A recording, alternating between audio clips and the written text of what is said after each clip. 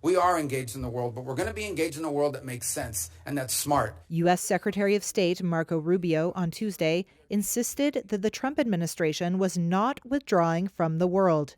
That's as Rubio fought criticism by some members of the Senate Foreign Relations Committee of the administration's cuts to foreign aid and diplomatic budgets. You're not going to like all the changes, but I want you to know what the intent of the changes are. It is not to dismantle American foreign policy, and it is not to withdraw us from the world.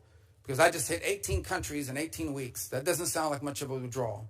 Rubio said that many of the programs he has cut did not serve U.S. interests, and that Washington would remain the world's most generous donor of humanitarian aid. I didn't ask. Senator, please let the Secretary have. In a sometimes feisty first testimony as Secretary of State, Rubio was challenged over his role in the administration's crackdown on immigration, Trump's engagement with Russian President Vladimir Putin, and the decision to prioritize the resettlement in the U.S.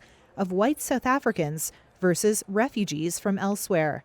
Here's Democratic Senator Chris Van Hollen. And while you've turned away from a genocide in Sudan and invented one in South Africa, you teamed up with President Trump to throw the Ukrainian people under the bus and have been played like a fiddle by Vladimir Putin.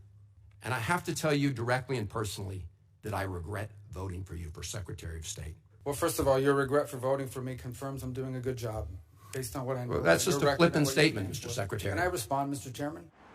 On Russia, Rubio said Putin had not received any real concessions in the U.S. effort to initiate talks to end the war in Ukraine. In an exchange with Democratic Senator Jeanne Shaheen, Rubio defended Trump, saying he was trying to end the war. And what the president's trying to do is end a war. He's trying to end a bloody, costly war that neither side can win, and people are dying every single day. And so, but this notion that I don't, what has Putin gained throughout this? He hasn't gotten a single concession. He hasn't gotten a single sanction lifted. Republicans have praised Rubio, who has become a crucial figure in the Trump administration. He currently is also serving as Trump's acting national security advisor, the USAID administrator, and the acting archivist of the United States.